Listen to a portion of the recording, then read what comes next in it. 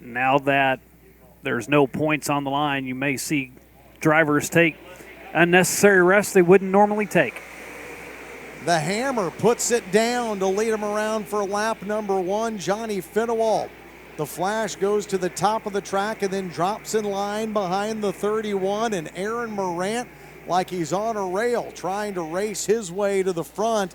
The driver of the 1X from Richmond, Missouri, drops back into third, and Cowboy in fourth as they get going here. Back to fifth place. John Melloway leads a pack of cars that include Shane Essery and Larry Ferris, who got his win last night. Ferris now a two-time winner here at the Diamond of Dirt tracks in 2019. So Larry Ferris is really kind of caught in the middle of all of that group. He can't find a way to get around, and now Johnny Finewald has caught up with the Hammer, where Cole Henson had a good 4 or 5 car length advantage. Now Finewald right on his back bumper.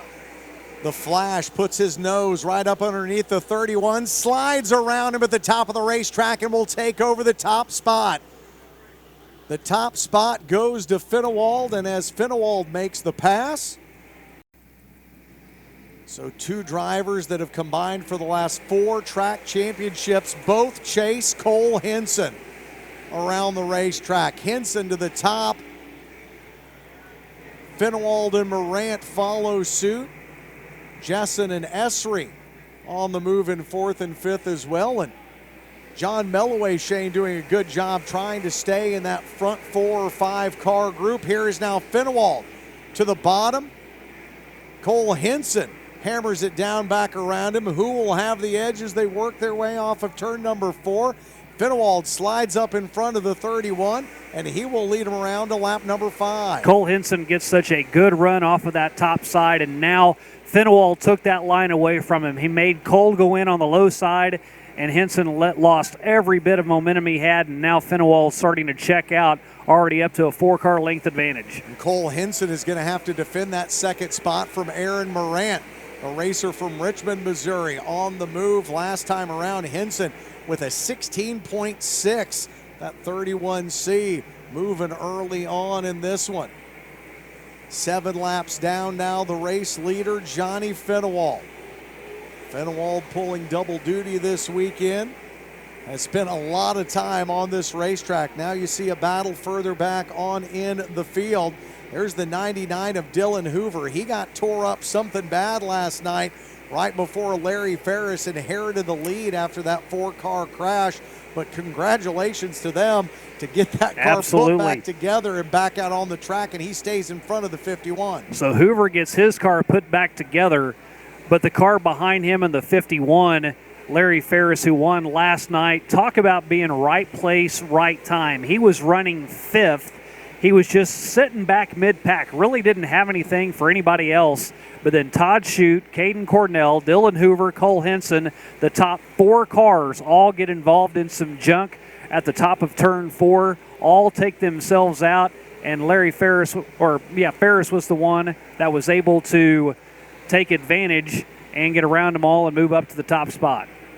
Right now, Shane, Johnny Finewald trying to work his way through lap traffic. Henson and Aaron Morant still following him. The top 4 really haven't changed much. The top 5 now kind of have broken away. A big gap between Shane Essery in 5th. Back to the 7J of Ryan Johnson. Johnson followed by Hoover. Deeper back in the field, Derek Henson in the 27. The 0X of Justin Russell battling for 9th and 10th spot. The 1T of Tucker Cox making his way around the track as well. The youngster from Jeff City just 1 spot out of the top 10. There you see John Melloway, who has started to fall back. He was a top 5 car a couple laps ago, Shane, all the way back now outside the top 10. 27 of Derek Henson out in front of the 0. Trying to keep him at bay. But Justin Russell stays right in his tire tracks. Justin Russell, 2015 track champion here out of Henley, Missouri. Our race leader, Shane, the 21 of Johnny Finewald now has Cole Henson pulling up along the inside. of the Flash's car. Morant right behind him, and the top three cars all come together there coming off of turn number 4. And you got to think that Johnny Finewald's car just kind of going away because he had checked out from both Cole Henson and Aaron Morant, and now that they're in lap traffic, it's anyone's race right now. Finewald unable to make hay, and if he doesn't pick the right line to get around the three cars in front of him, he could lose that lead. Right behind Chad Richwine right now alongside Lane Ellert. The 21 is blocked in by a pair of 42s. Finewald tries to get his nose underneath. Richwine has to drop back in line, and that opens the door for Aaron Morant. Morant to the bottom of the racetrack, carries that front wheel around, and a good run for Finewald to stay out in front. But the racer from Richmond, Missouri just about got around him that time. Finally, Finewald gets clear of one of the lapped cars, now getting around Dalton Emhoff. And that was not the way that Johnny Finewald wanted to get through lap traffic. He likes that high side, and they were stacked up too wide in front of him. He had to go to the inside and literally pick them off one by one. That's the type of car that whenever he gets a run, he can get 2 or 3 cars in one turn, but he wasn't able to do it, and now Aaron Morant is trying to play catch-up. Morant got pinned behind the 42L of Republic, Missouri's Lane Ellert. Now Morant goes up around the cushion, slings it off of turn number 4, and will try to run down the driver from Appleton City, Missouri. The Flash extends his lead to 0.7 of a second on the 1X of Morant. 9 laps to go now in this one. And Aaron Morant having a tough time getting around lap traffic himself, and now he'll implode there on the front stretch. The caution had already come out. Aaron Morant, Derek Hinson ready to go back. Green flag racing here at the Diamond of Dirt Tracks. Johnny Finewald, your race leader, has been running lights out here in the early going. Cole Henson was sitting in second place, but all of a sudden Shane Essery in that 15 got a hot start. Shane Essery has worked his way up. Cole Hansen comes across his nose to take over second, but now 2 distinct lines with Hansen on the top side, Essery down on the bottom. Cole Hansen has the advantage as the 16 will take a loop around. Rick Brown out of Iberia into the infield. But a great job to pull it to the infield and keep us going green. Just 7 laps to go as they are all racing behind the Flash. Johnny Finewald. Finewald in first, Hinson in second, then it's Ace Essery, Dylan Hoover back to Larry Ferris. Ferris with Cowboy Daniel Jessen all over his backside, and Johnny Finewald, Shane, is cruising. What a season Johnny Finewald had with 3 wins, finished atop the point standings for the 3rd consecutive year. Todd Schutz trying to work his way up as he has improved 15 spots after a strong run last night that ended up in that calamity corner in turn 4, taking out the top 4 cars. He now has the 0 of Justin Russell in his crosshairs, trying to take over one more spot, but laps are running down. Only 4 remain. That Iowa car has always been good. Schutz rolled off 22nd today, and now trying to take over the number 7 spot behind Russell, the past track champion, and Daniel Jessen, the driver from Joplin, Missouri. All those cars battling 6th, 7th, and 8th on the racetrack. Hinson has cut down the lead of Finewald now to close to a second, but is running out of laps. The Flash fires his way underneath the flag stand. Just 2 laps to go as the cars still jockey for position back behind him. Johnny Finewald flies off of turn number 4 and has 2 laps around here to try and keep Cole Henson pinned behind him. Larry Ferris immediately goes to the bottom of the racetrack, slides up in front of the 15 of Shane Essery. Jessen behind them rounds out the top 5. Hinson and Finewald running the similar line as the white flag goes up. One more time around now. Hinson and Finewald both at the top of the track.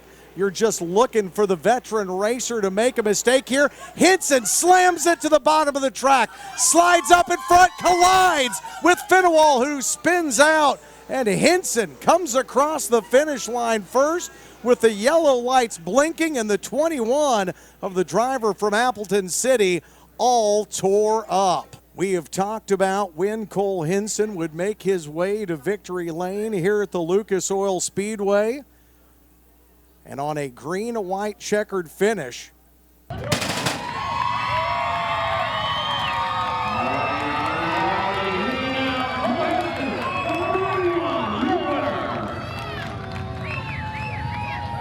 Big Buck 50 is no exception. The salute to the fans from Lucas Oil Speedway.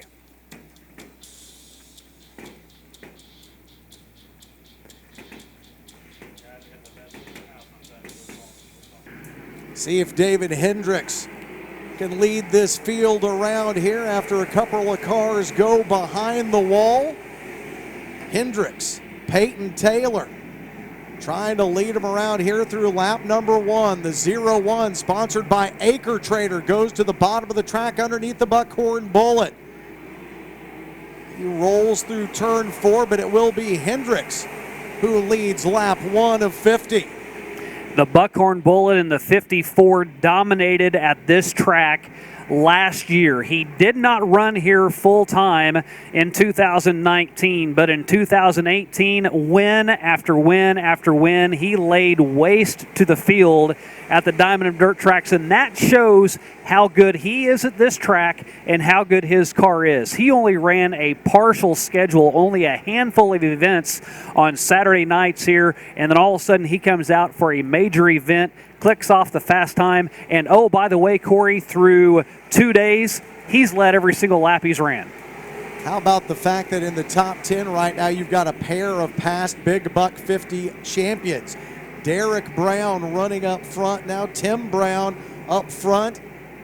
Tony Anglin on the move as well, Shane, there in front of Ted Welshmeyer in the G1.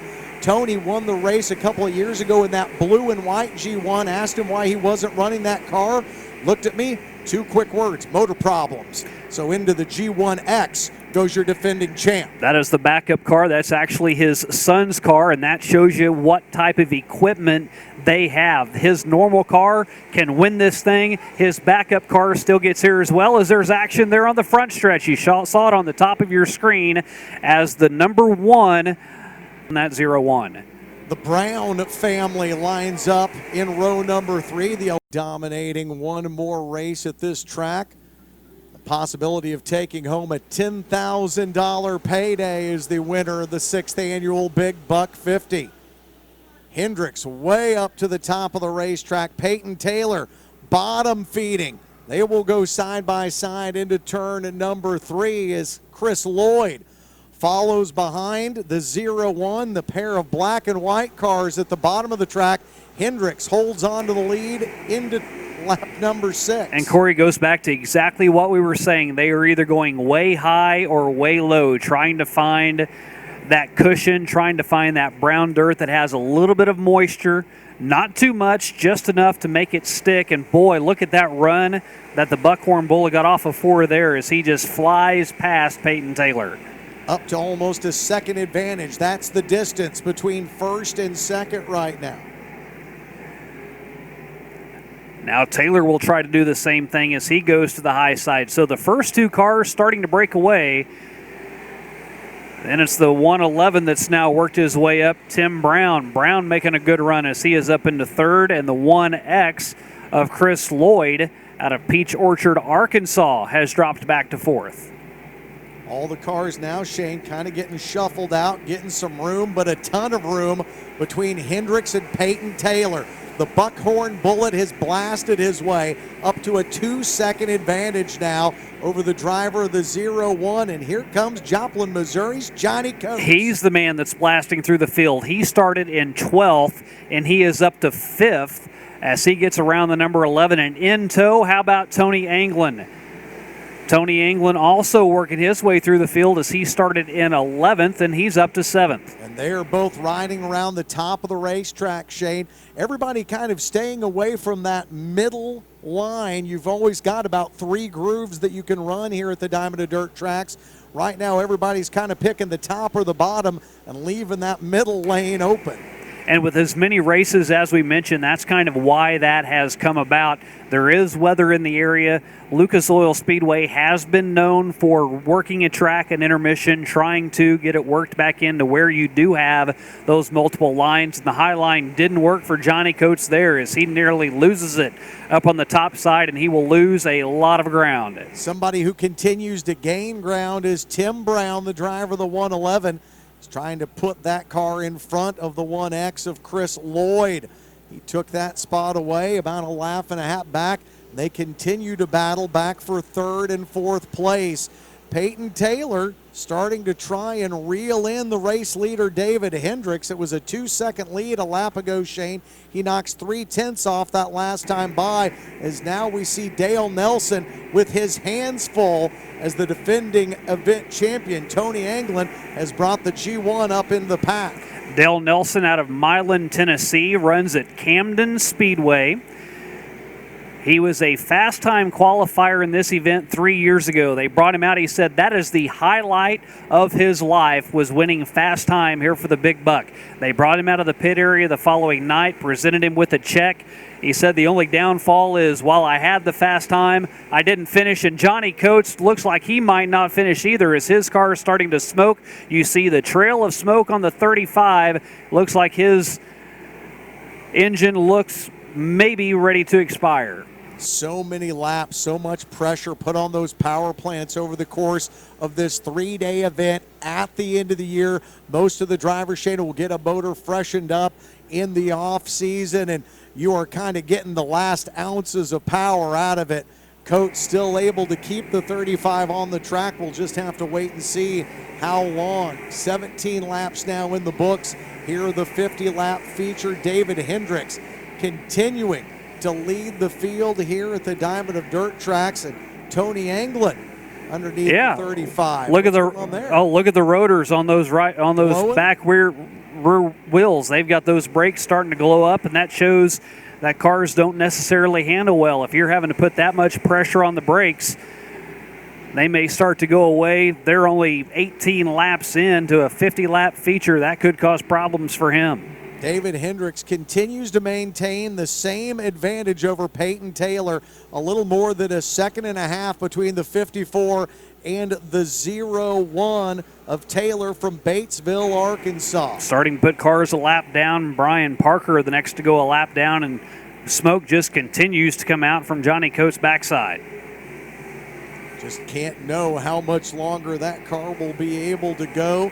Coates falling back, was moving his way up to the top 5, has dropped back to 8th place now as Hendrick continues to slice up the field, continues to put cars a lap down. He gets around the 3 of Daniels. Now he will try to put Salado, Arkansas's Richie Tosh a lap down here as he goes up to the top, cuts his way to the bottom to try and put the 11 another lap down. And that let Peyton Taylor catch up with him. We've seen time after time, once you get up into lap traffic, trying to negotiate and work your way through, it ends up costing you time, and that is what has happened to the Bullet. The 1.7-second lead has evaporated.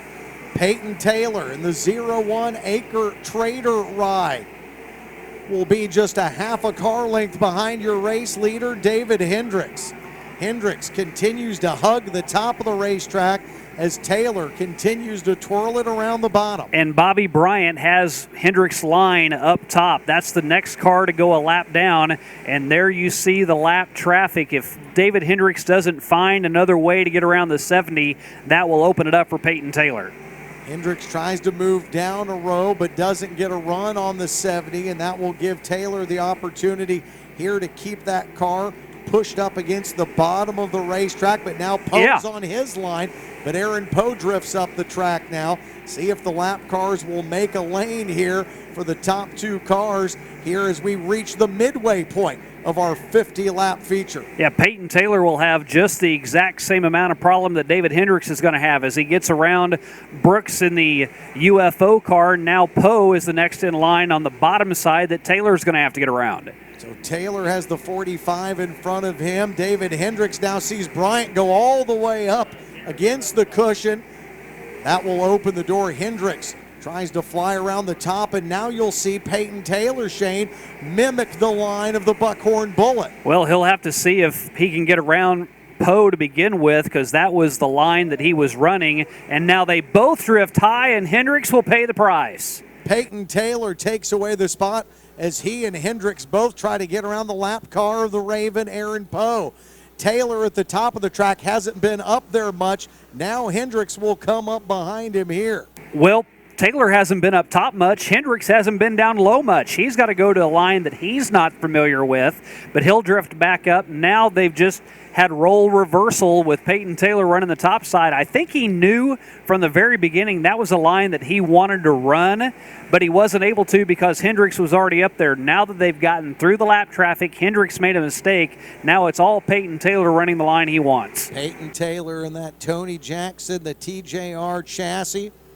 Acre Trader, the sponsor on that car, and David Hendricks now, who had enjoyed a 1.7 second advantage over Taylor, is now trying to reel in our new race leader as we are 30 laps in, 20 laps to go, and Hendricks now in a complete role reversal finds himself trying to catch up to Taylor. Taylor makes contact with a couple of the cars at the back of the pack here, Heath Philpott and Chuck Knight. And now that lap traffic starting to hinder Taylor as he is trying to get away from Hendricks, and he's unable to do so. Hendricks starts to reel him in whenever he gets to that slower traffic, and if he can get around Heath Philpott, next in line would be Mark Simon. Simon going to the high side, right in his line.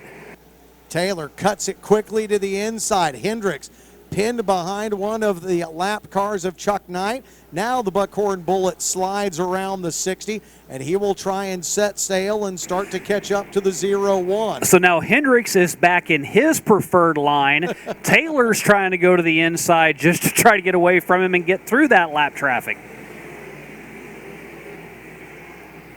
Slowing him up, though, the 1D.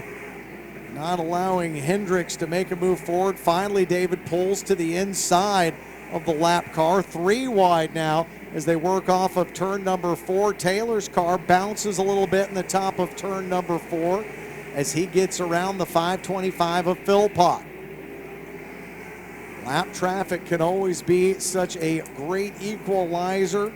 You just never know what car is going to be the pick point and who's going to be the odd man out that no longer gets to run the line that they want, and that's exactly what happened to David Hendricks, who was the fast qualifier on Thursday night. Took home a big check, $500 for that. Speaking of Tony Jackson, he sponsored that award. Was presented on the track last night. 35 laps in the books now. Peyton Taylor cruising here, his advantage over David Hendricks. Now he's got the same lead over Hendricks that Hendricks had 10 laps ago over him. 1.7 seconds is how far out in front the 0-1 is. Wonder how much David Hendricks is just trying to save enough, not really get the tires too hot, conserve a little bit now that they do have a little bit of open track. They got through the biggest majority of the lap traffic. Now everybody's kind of spread out again. But Taylor just continues to check out, gets further and further away from him every single lap. It's now over 2 seconds. A 2-second advantage for the driver from Batesville, Arkansas, the 0-1. Peyton Taylor now trying to put the former Big Buck 50 champ, Terry Schultz, down again here. Still hard for me to get Schultz's name out, and when I look up and it's an orange car instead of a blue modified, but after 3 nights of racing, I've about made the adjustment. We've seen so many drivers come out and run a street stock in a one-off event. You mentioned Schultz in the modified. Our track champion here at Lucas Oil Speedway, Johnny Finnewald, in a late model came out and run a street stock. A handful of drivers did that. Mike Striegel, USMTS Rookie of the Year contender in a modified, came out and ran a street stock. That shows how important and how much fun this event is. Shane, David Hendricks is not gaining any ground now with 10 laps remaining in the 6th annual Big Buck 50. Peyton Taylor has run his advantage now all the way to 2.5 seconds over the Buckhorn Bullet. Now Terry Schultz gets squirrely in the top of turn number 2. He rights the ship, The Buckhorn Bullet gets around him, just one car in between him and the leader as you get a look there at the 11. Couple of 11s in the field. Richie Tosh was in the black and orange 11. We saw him earlier. 11B of Derek Brown currently riding in third, way back behind our leaders. He is a full 10 seconds behind Peyton Taylor.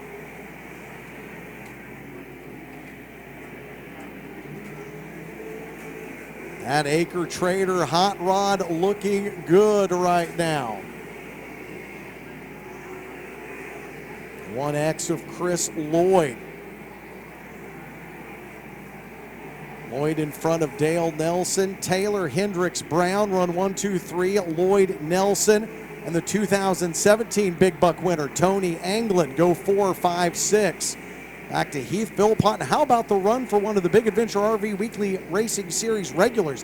Ted Welshmeyer still holding on to a top 10 spot in 8th. You know, we see him on a weekly basis, and he just has struggles. He gets involved in other people's messes, just can't get the good finishes. But whenever you look at what he's done in this event, he's always done extremely well, as Ted Welshmeyer's had a top 10 in a Big Buck before, and he's having a good, strong showing here running 8th. Just 4 laps remain now. You get a good look there at the N1 of Dale Nelson.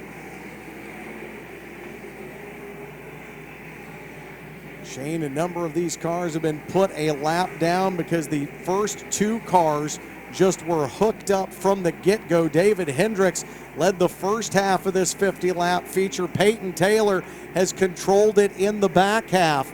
The driver of the 0-1 goes down the back stretch now. When he comes back around underneath the flag stand, there will just be 2 laps remaining. Only 6 cars left on the lead lap right now. The next one that would go a lap down is Tony Anglin, and he's running in 6th.